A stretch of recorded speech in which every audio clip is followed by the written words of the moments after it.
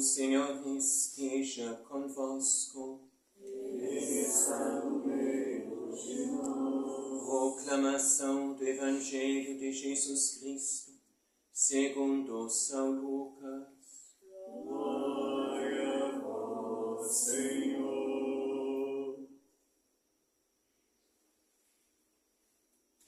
Naquele tempo, os publicanos e pecadores aproximavam-se de Jesus para o escutar.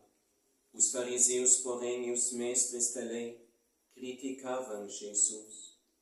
Este homem acolhe os pecadores e faz refeição com eles. Então Jesus contou-lhes esta parábola. Um homem tinha 2 filhos. O filho mais novo disse ao pai: Pai, dá-me a parte da herança que me cabe. E o pai dividiu os bens entre eles. Poucos dias depois, o filho mais novo juntou o que era seu e partiu para um lugar distante. E ali esbanjou tudo, numa vida desenfreada. Quando tinha gasto tudo o que possuía, houve uma grande fome naquela região. E ele começou a passar necessidade. Então foi pedir trabalho a um homem do lugar, que o mandou para o seu campo cuidar dos porcos.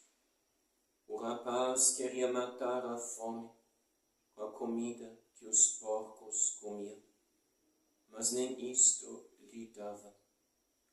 Então caiu em si e disse: Quantos empregados do meu pai têm pão com fartura, e eu aqui morrendo de fome. Vou-me embora, vou voltar para meu pai e dizer-lhe: Pai, pequei contra Deus e contra ti. Já não mereço ser chamado teu filho. Trata-me como a um dos teus empregados. Então ele partiu e voltou para o seu pai. Quando ainda estava longe, seu pai o avistou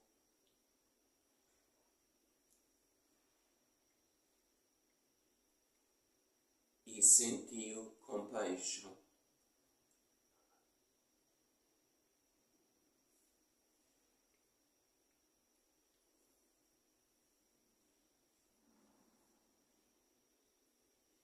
Correu-lhe ao encontro, abraçou-o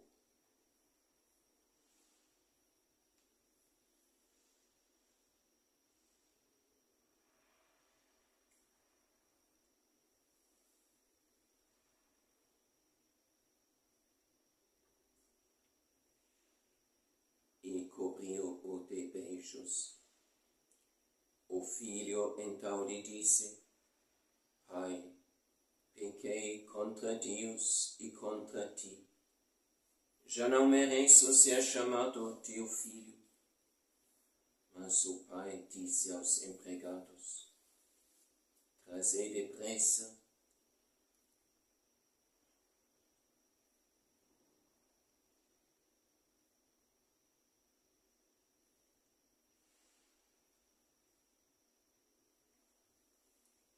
a melhor túnica para vestir meu filho e colocai um anel no seu dedo e sandálias nos pés. Trazei um novilho gordo e matai-o.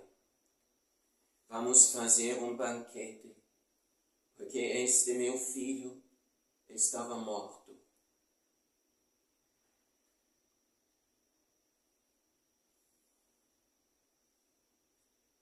e tornou a viver. Estava perdido e foi encontrado. E começaram a festa. O filho mais velho estava no campo. Ao voltar já perto de casa, ouviu música e barulho de dança. Então chamou um dos criados e perguntou o que estava acontecendo. O criado respondeu: é teu irmão que voltou. Teu pai matou o novilho gordo, porque o recuperou com saúde. Mas ele ficou com raiva e não queria entrar. O pai, saindo, insistia com ele. Ele, porém, respondeu ao pai: eu trabalho para ti há tantos anos. Jamais desobedeci a qualquer ordem tua, e tu nunca me deste um cabrito para eu festejar com meus amigos. Quando chegou esse teu filho, que esbanjou teus bens com prostitutas, matas para ele o novilho cevado. Então o pai lhe disse: filho, tu estás sempre comigo, e tudo o que é meu é teu. Mas era preciso festejar e alegrar-nos, porque este teu irmão estava morto e tornou a viver, estava perdido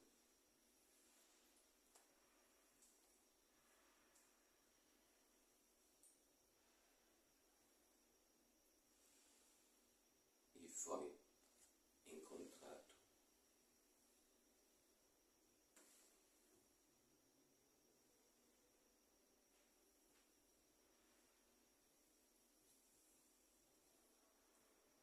Palavra da salvação.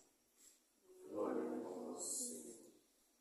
Caríssimos irmãos e irmãs em Cristo, em nome do Pai, e do Filho, e do Espírito Santo.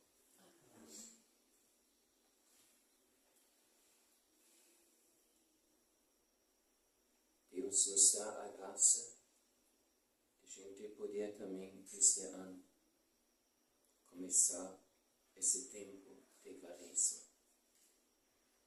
Ao mesmo tempo, nós pensamos em tantos dos nossos irmãos e irmãs que queriam fazer a mesma coisa, mas que se encontram no meio da guerra, perante igrejas destruídas, bombardeadas, destroçadas, os fiéis exilados das suas próprias igrejas,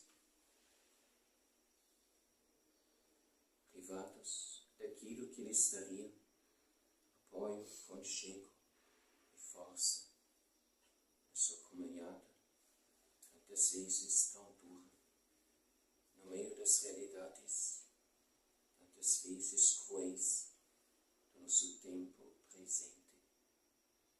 Mas Deus nos deu, e entendamos isto de verdade como graça, a possibilidade de iniciar também este ano 2026, nosso itinerário quaresmal. E no início, com a graça de Deus, fazemos e outro, e talvez outro propósito ainda para esse tempo.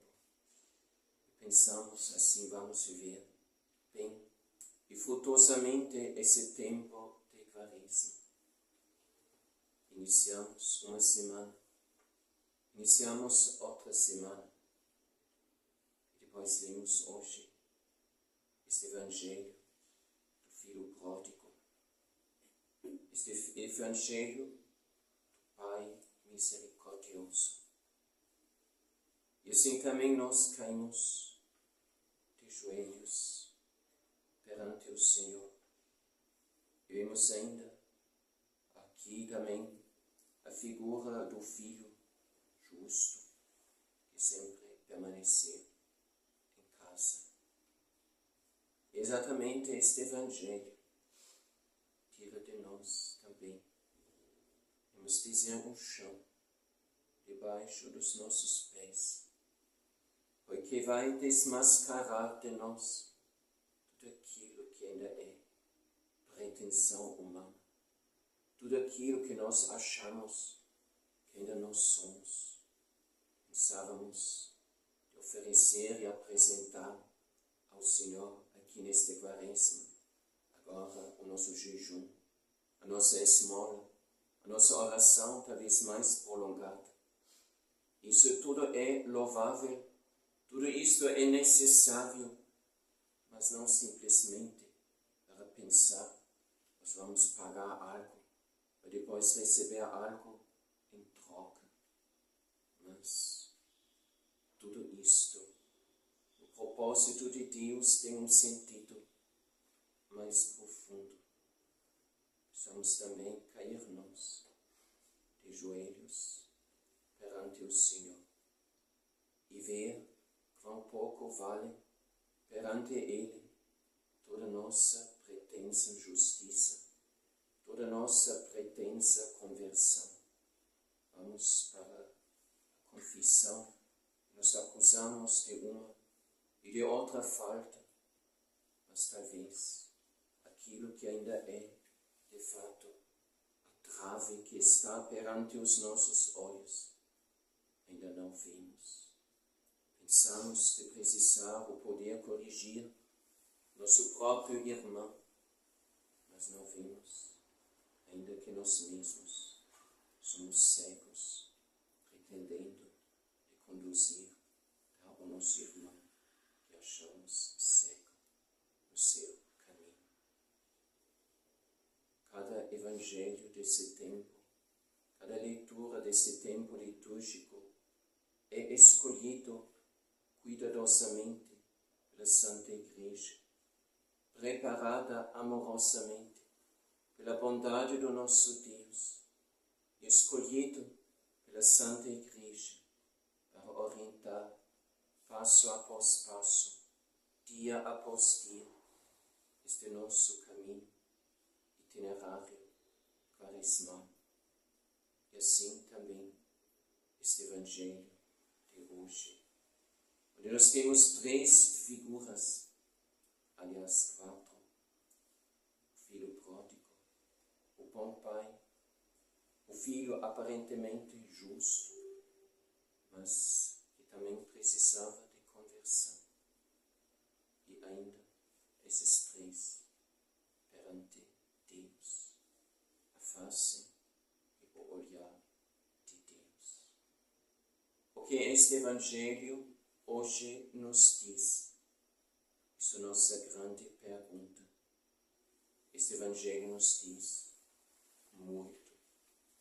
Este Evangelho nos fala não apenas através de uma dessas três figuras humanas, perante o olhar e a presença de Deus. Meditando esse texto, sinceramente, humildemente, docemente, com o coração aberto, sem colocar barreiras, nossa autojustificação e tudo mais, entendemos que cada uma das figuras aqui apresentadas nos há de dizer algo, talvez algo importante, ou algo talvez muito importante. Se nós olhamos o filho mais novo, o filho menos maduro ou mesmo imaturo, vemos também aqui um pedacinho da nossa própria vida, da nossa soberba, da nossa desmedida autoconfiança, em que era necessário que Deus, de fato, também, em determinado momento da nossa vida, deixasse cair, para quebrar e derrubar o ídolo do nosso próprio eu. Eu vou fazer, eu vou conseguir, eu vou fazer melhor, eu vou alcançar, eu vou conquistar. Então, a soberba e a desmedida autoconfiança do filho pródigo. Nem considerar a atitude rude e desrespeitosa che ele mostrò perante o seu próprio Pai. Pai, dá-me a parte da herança que me cabe. Ele queria a herança do seu Pai, ainda no tempo da vida dele. Interessa-lhe não o Pai como pessoa, como doador da vida que ele tem, também do conforto em casa que ele tem. Não olha o Pai como modelo, como referência, como quem merece respeito e atenção e submissão. Dá-me a parte da herança que me cabe. Declara o Pai em tempo de vida, ainda como já fosse morto. Cruel. Ele realmente mostra um comportamento cruel perante o seu Pai. Exatamente perante aquele Pai que depois vai se preocupar com a ausência do seu filho, esperando o retorno dele. E depois ainda correndo ao encontro dele. Pleno desrespeito, plena oposição, plena rejeição da autoridade e dignidade do Pai. E o mais estupendo neste cenário ainda é este, que o Pai não começa a discutir com seu filho, não começa a explicar que assim as coisas não funcionam. Lhe dá o que o filho, de modo todo indevido, tinha pedido por parte dele. Respeita a liberdade do seu filho, que talvez já tinha passado pelos 18 anos e agora o Pai, como nós sabemos, um reflexo de Deus Pai, que os próprios judeus, que pensando de servir a Deus, ainda não conheciam.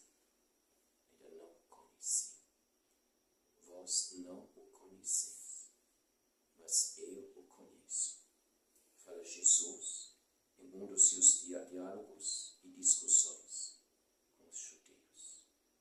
O próprio filho mais novo, embora vivendo tanto tempo dentro da própria casa paterna, ainda não conhecia quem era este seu Pai. Não sabia. E também nós, tantas vezes, não o sabemos. Vivemos durante tanto tempo na casa paterna, não conhecemos ainda aquele que cotidianamente cuida de nós, olha para nós, acompanha com seu olhar, a sua atenção solícita, os seus cuidados paternos, cada detalhe e cada passo da nossa própria vida. O caminho do filho mais novo se torna trágico. Ele tem de colher o fruto de sua imaturidade, de sua insubmissão, de sua incapacidade de aprender da parte do seu Pai.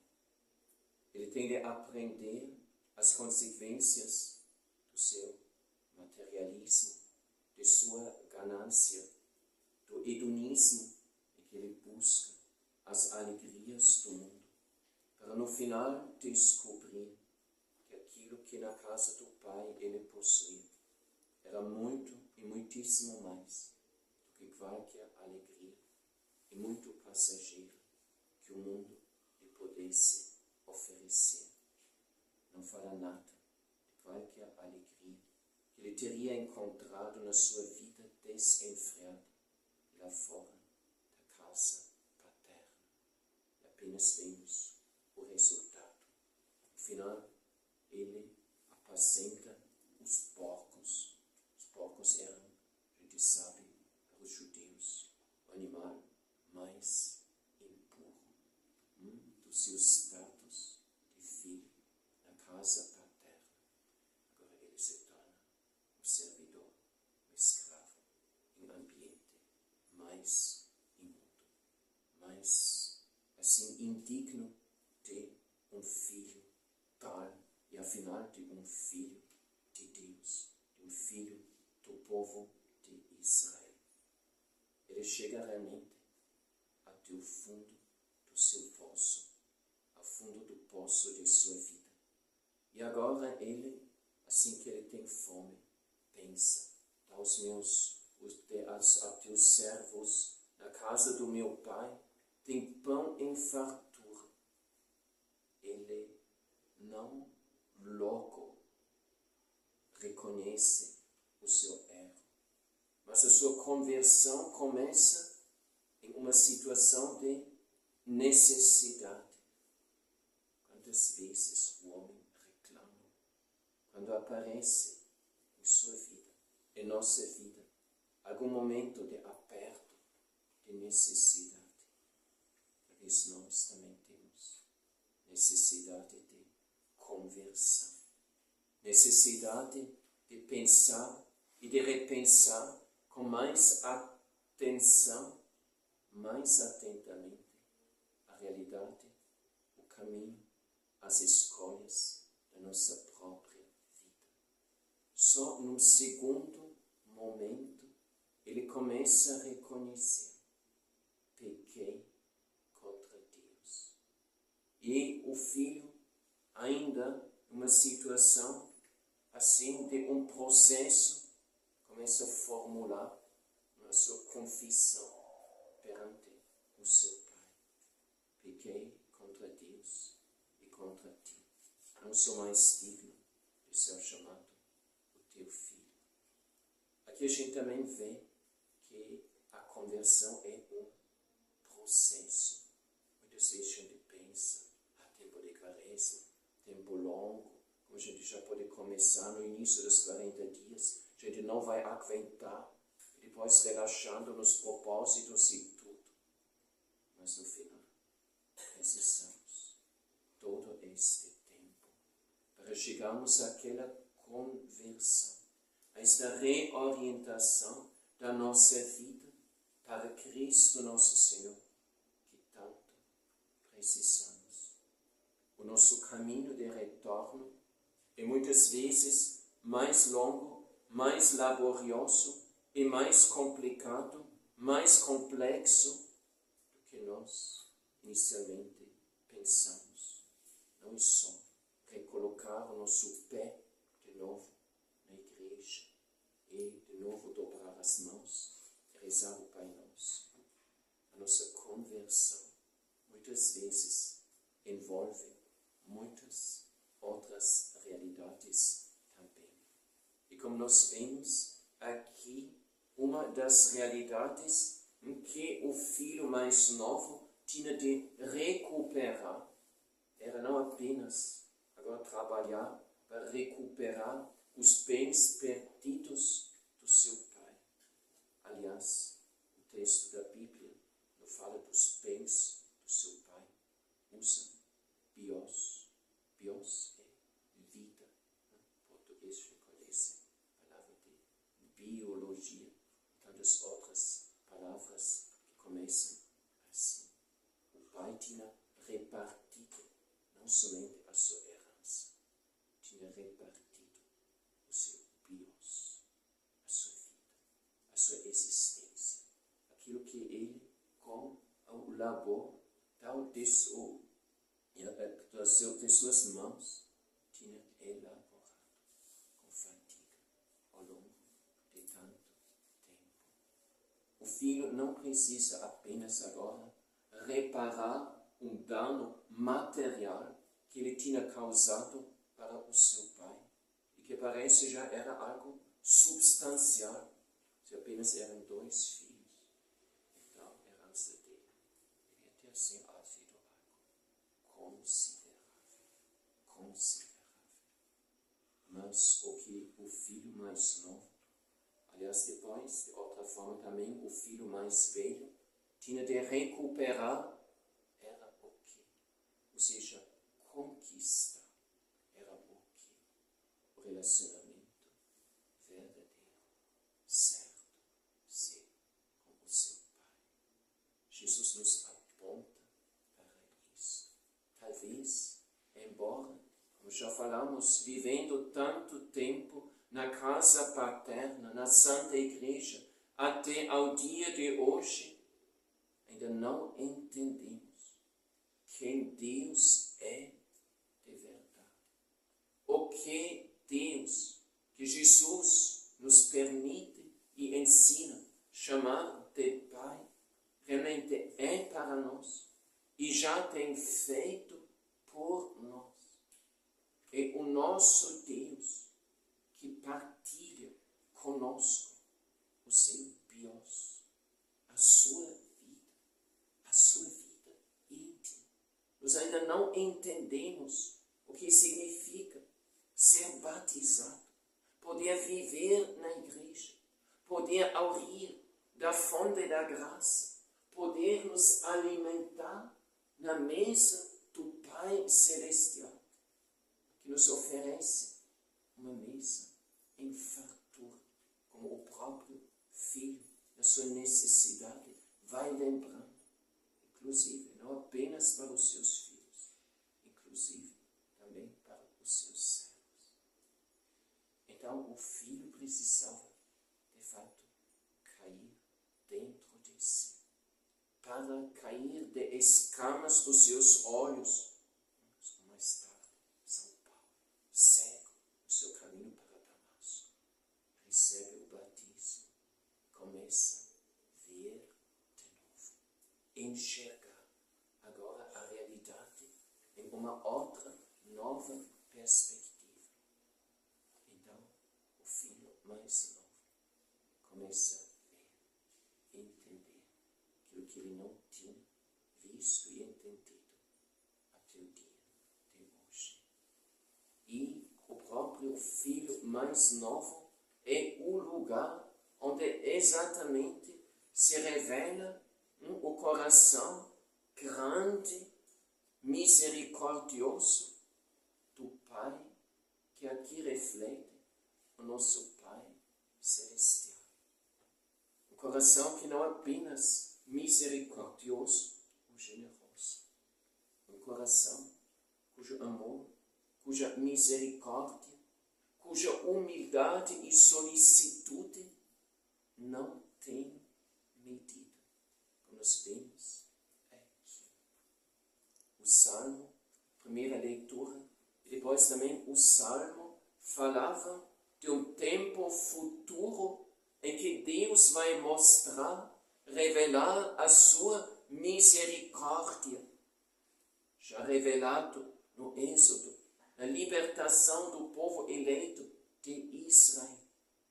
Mas as obras de Deus no futuro serão maiores ainda do que as obras de Deus no passado. Deus promete de lançar no fundo do mar o pecado do seu povo. Coloca-se na beira do mar, através do oceano, e olha as profundezas das águas e consegue. Este poço fundo, essas profundezas, é Deus que lança o nosso pecado. Ou como o Ocidente dista do Oriente, assim Deus quer afastar de nós a nossa culpa. Isto é uma explicação, explicitação muito eloquente daquilo que o Pai aqui faz no Evangelho. Este Pai que foi sumamente humilhado e ofendido pelo seu próprio Filho, por todas as atitudes que este Filho tinha mostrado perante ele. Primeiro, pedindo a herança que ainda não lhe cabia neste momento. E depois, desperdiçando esta herança no meio dos pagãos. Isto era um escândalo para a mentalidade judaica. Os judeus que sempre zelavam da sua própria identidade, de preservar os bens e tudo, a herança que eles tinham recebido dos seus pais e antepassados, porque é terra sagrada que Deus tinha confiado ao seu povo e agora joga nas mãos dos pagãos herança preciosa, não só do Pai, mas da herança da terra que Deus tinha dado ao seu povo. Então o pai foi extremamente humilhado e ofendido pelo seu filho. E, no entanto, nem lhe permite de finalizar o seu discurso de desculpa que ele já tinha preparado. O olhar do pai vai mais longe. Embora o filho nunca até agora tinha reconhecido de verdade a paternidade do seu pai, nunca tinha visto neste homem o seu pai. E o pai que olhou e olha também agora, apesar dos erros gravíssimos e das ofensas humilhantes do seu filho, olha para ele como filho, não como empregado, não como servo, não como funcionário, mas como filho. Manda trazer a melhor túnica, manda trazer um anel para colocá-lo no dedo do seu filho, manda-lhe trazer sandálias. Então se explica que os escravos, eles andavam descalços, mas o filho andava de sandálias. Reinstitui o filho em toda a sua dignidade, que com tanta leviandade tinha jogado fora. A grandeza inimaginável do coração daquele pai que aqui reflete o coração do nosso Pai Celestial. E depois a gente ainda pode meditar sobre o filho mais velho. Ele também, como sabemos, precisava de conversão. Ele não era capaz de compreender a bondade do seu pai. Este teu filho que esbanjou aos teus bens com as prostitutas. O pai vai corrigi-lo. Então este é teu irmão, não apenas meu filho, é irmão teu irmão. Este teu irmão estava morto e tornou a viver. Estava perdido e foi encontrado. Ficamos todos nós envergonhados perante esta atitude do Pai Celestial, que não apenas reinstitui o seu filho na dignidade de filho, embora ele tinha perdido tudo isso, mas ainda convida, manda preparar e convida ao grande banquete. O novilho gordo é o quê? O novilho gordo é o animal que a gente guarda a qualquer momento, muito solene, muito importante. E depois a gente também tem condição de convidar muita outra gente para que eles também participem. A reconciliação do pecador com Deus não é apenas uma festa celebrada em particular, mas uma festa a ser celebrada pela Santa Igreja. Alegrai-vos comigo, chamando a mulher, as suas vizinhas, chamando o homem, os seus amigos. Alegrai-vos comigo. A ovelha perdida, eu a encontrei. A moeda perdida, eu achei de novo.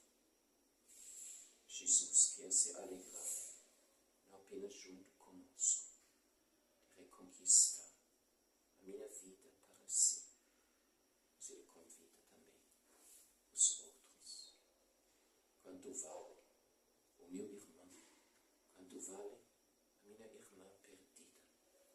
estrada deste mundo para mim. Eu também já virei as costas para ela ou ele, como este filho mais velho, que pensa que tem mais direitos, mais honra, mais dignidade na casa. Sou eu também, tão preocupado como o meu Pai Celestial, com aquele meu irmão e minha irmã, que andou perdido até agora. O Pai reinstitui o seu filho não só na dignidade de filho, mas reinstitui também a própria sociedade, de sua aldeia, de sua vizinhança. E que aquilo que fez o filho mais novo, que tinha contraído também o desprezo de toda a vizinhança, de todos os outros.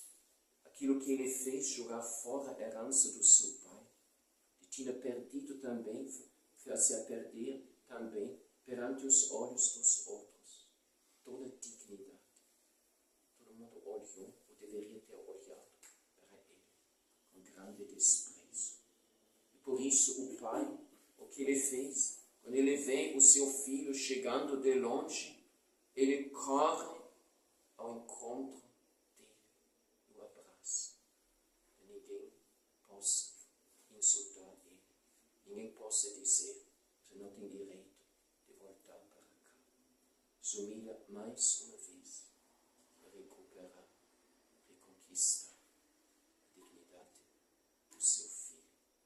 Depois toda esta gente poderia ter, com muita razão, ter olhado para este filho que voltou à casa paterna, arruinado, destruído, empauperado. Então todo este mundo é convidado para participar do banquete.